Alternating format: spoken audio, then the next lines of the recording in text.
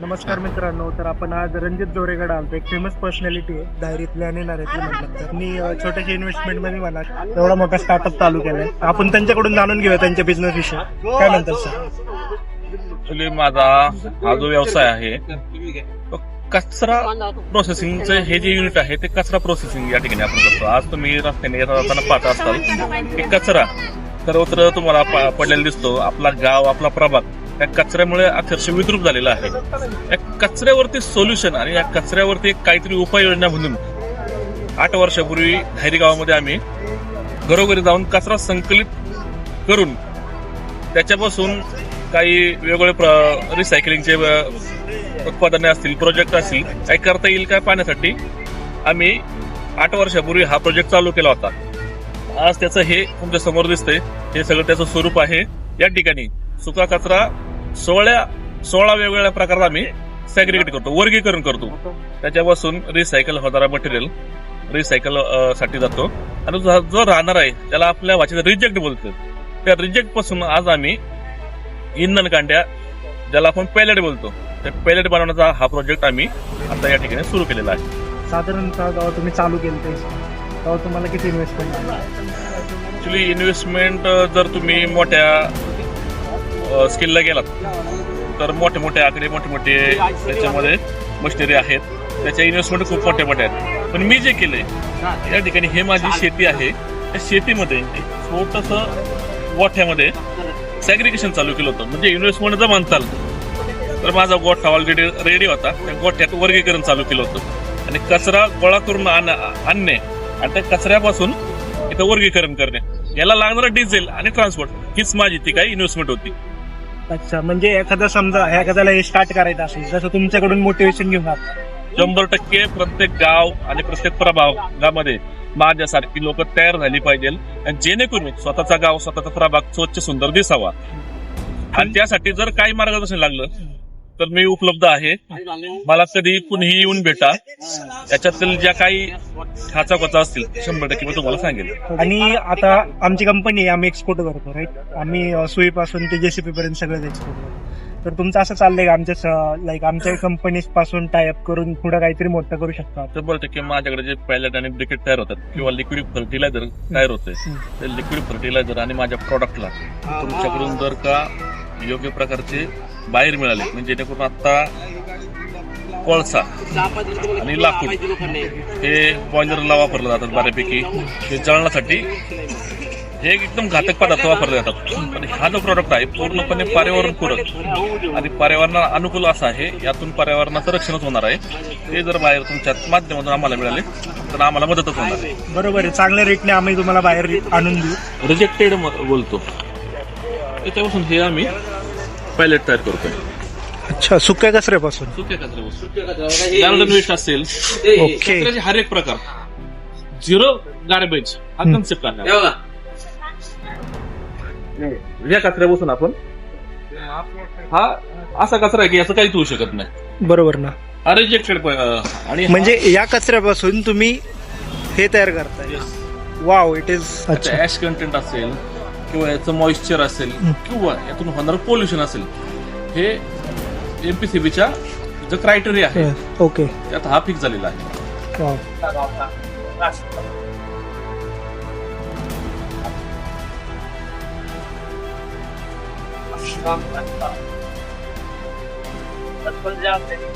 कपड़ा सूट, ये जो अपना जीन्स पैंट वगैरह बनता नहीं क्या, ये इसके लिए इस्तेमाल होता है. Jeans pant?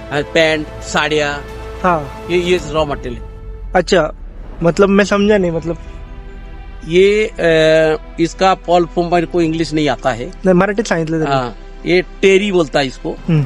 पानी बोतल जो होता है ना, टेरी कट होता है. अच्छा अच्छा अच्छा. टेरी कट होता है. टेरी कट से कपड़ा बनता है. पहले धागा बांधते हैं, बाद में कपड़ा बनते हैं. ओके. रिसाइकिल होता ही नहीं है, नहीं होता है, डायरेक्ट यूज होता है. Okay, got it. ही जी मशिनरी आहे यांनी स्वतः तयार केलेली आहे.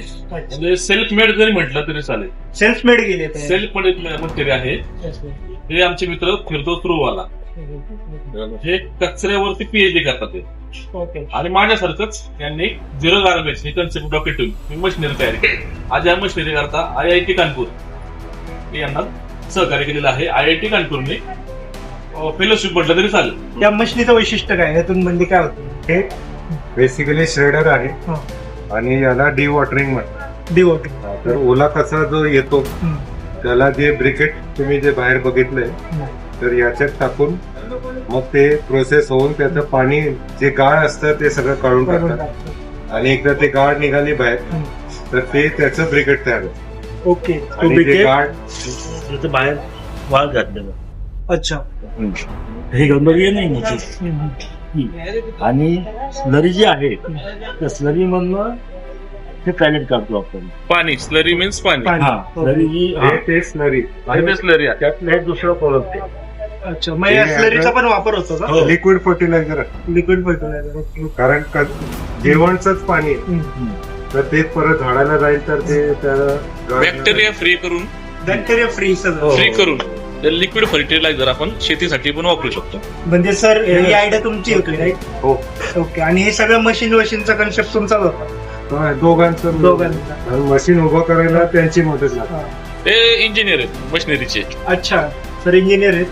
आणि म्हणजे कन्सेप्ट मला एवढी आवडली आहे ना खरंच. म्हणजे मी एवढे सगळ्या इंडस्ट्रीमध्ये गेलो पण असली कन्सेप्ट मी आजपर्यंत बघितली नाही. काय नाही ब्रिकेट आता ब्रिकेट नंतर स्लरीचं हे झालेलं आहे.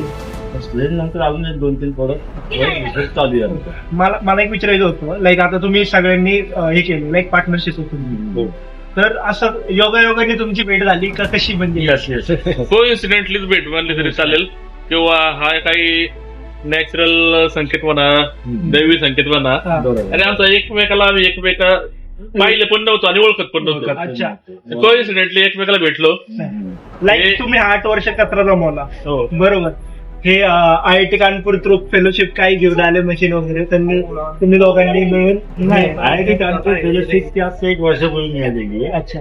त्याच्या आधी आम्ही याच्यावर एवढा रिसर्च केला की जवळजवळ 7 ते 8 वर्ष आम्ही नोबेल काम केलं. अच्छा. त्याच्यानंतर आम्हाला या वर्षात त्याचे चांगले रिझल्ट मिळाले. ओके. त्याच्या आधी फक्त आणि फक्त हे चालू होतं, R&D चालू होतं. ओके.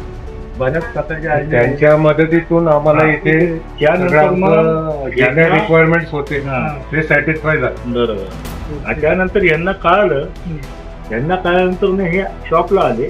शॉपला आल्यानंतर त्यांना दाखवलं तर म्हणजे ठीक आहे माझी जागा आहे तिथे तुम्ही आणा आणि तिथं तुमची R&D तुमच्या करा. ओके. तुमच्या आले तर आम्हाला आणखीन चांगले रिझल्ट. त्यातलं मग आता आम्ही प्रोडक्शन चालू केलं. म्हणजे काही मला असं वाटतं तुम्ही काही चालू करताय ना त्यासाठी तुम्ही कष्ट केलेच पाहिजे असं आहे. पण एक काळ असा येतो तेव्हा देव पण तुम्हाला मदत करतो. एकदम बरोबर. युवाला काय म्हणतात आता जे युवानी कसं आहे की कचरा जो तुम्ही बेफिकीरपणे टाकून देतो तो स्ट्रिक्टली घरच्या लोकांना सांगून वेगळा वेगळा करावा, ओला वेगळा सुका वेगळा. त्यातलं काय होतं इथं प्रोसेस करताना आम्हाला ज्या अडचणी येतात ना त्यातलं बराचसं आमची अडचण कमी होते आणि इथं आम्हाला प्रोसेस त्याला बरं पडतं. तर युवा पिढ्यांनी कचऱ्यावर थोडंसं हे करावं. म्हणजे जे मोदींनी सांगितलं की स्वच्छ भारत किंवा हे तर ते त्या पिढीपासूनच पुढे होणार आहे. आता वयस्कर माणसं जे आहेत ते थोडंसं दुर्लक्ष करतात ते आपण समजू शकतो. युवा पिढीने ह्या गोष्टीमध्ये लक्ष घातलं. माझी एक्सपोर्टची कंपनी आहे मेवरॉनिक एक्सपोर्ट म्हणून. तर आपण वेगवेगळ्या प्रकारचे जे युनिक पदार्थ असतात ते आपण एक्सपोर्ट करतो दुबईला किंवा अदर ईस्ट कंट्रीज. तर मला असं म्हणायचं की तुमचा प्रोडक्ट जर का आमच्या कंपनी सोबत टायप करून आपण एक्सपोर्ट केला दुबईला तर तुम्हाला कसं वाटतं? हरकत नाही ना, काहीच हरकत नाही, काहीच हरकत नाही. कारण आपला आपला हा प्रोडक्ट असा आहे ना की विकायलाच बसले. विकायला बसले. नाही दुसरं सांगायचं कारण काय की हा जो प्रोडक्ट आहे तुम्ही आज बाजारामध्ये ब्रिकेट नावाचा प्रकार मिळतो पण तो तुम्हाला भुस्यापासून मिळतो. भुस्यानी एन्व्हायरमेंट मध्ये खूप फरक पडतो. हा प्रोडक्ट असा आहे की यांनी धूर निघतो पण जो हानिकारक धूर आहे ना तो निघतो. तर हे जे अन्न आपण खातो त्या अन्नाने आपल्याला ऊर्जा मिळते. तसंच ह्या प्रोडक्टनी पण बाकीच्या फॅक्टरींना जे ऊर्जा पाहिजे ना ती त्या भुस्याच्या ब्रिकेटपेक्षा चांगली मिळते. त्यामुळे तुम्ही म्हणतात की आमचा प्रोडक्ट तुम्ही एक्सपोर्ट करू शकता का की इम्पोर्ट करू शकता तो तेव्हाही करू शकता. बरोबर. आपले इलॉन मस्क जे richest man in the world ते पण बोलले एनर्जीच्या मागे लागा. आता रिसेंट पॉडकास्ट असं ह्यात एनर्जी नावाचा प्रकार जो आहे तो तुमचा भुस्याच्या ब्रिकेटपेक्षा ह्यात निश्चितच जास्त आहे. हे प्लायबोर्ड आहे जे फर्निचर करता आपण प्लायवूड वापरतो ते नॉर्मली आपल्याला माहिती आहे की झाडापासून लाकडापासून तयार होतो हा पूर्णपणे 100% कचऱ्यापासून तयार झालेला प्लायवूड आहे आणि याच्यावरती तुम्ही पेंट करू शकता, याच्यावरती तुम्ही सनमायका लावू शकता, याच्यावरती पेपर जे आहेत वॉलपेपर ते लावू शकता आणि याचे रिझल्ट याच्यापासून आपण जे बेंच आहेत जे लोखंडी बेंच बनवतो याचे बेंच पण बनतात त्याच्यापासून. आणि दुसरं म्हणजे हा जो आहे अरे पत्रा, पत्र आहे हा? हा पत्रा आहे प्लास्टिक वरती बनव. प्लॅस्टिकचा पत्रा आहे पूर्णपणे हा जो फेकून दिला जातो त्याच्यापासून तयार झालेला. याचेही तुम्ही थिकनेस पहा, लिकेज असेल किंवा ज्वलन क्षमता असेल अजिबात ह्याला काय प्रॉब्लेम नाही. आणि बाकी पत्र्यांपेक्षा आता पत्रा तुम्हाला लाईट ह्याची जास्त आहे. हे मल्टी लेअर प्लास्टिक आहे एबीएलपी याचं आहे प्रोडक्शन.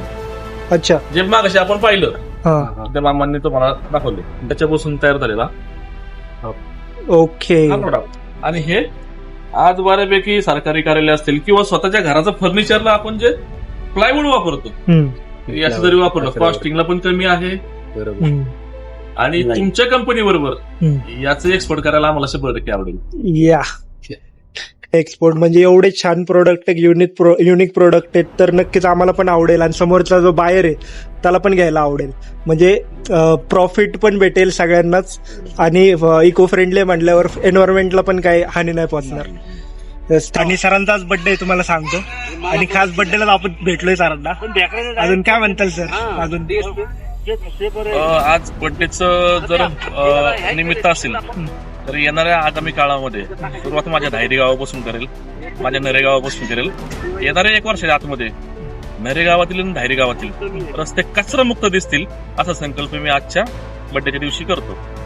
धन्यवाद, खूप चांगलं वाटलं तुमच्याशी बोलून. जरा थँक्यू सर फॉर इन्व्हाइटिंग अस. आपण आलतो तर अशा तऱ्हेने हा ब्लॉग संपूया आपण. Guys thank you for watching the video and subscribe, like, comment. Thank you.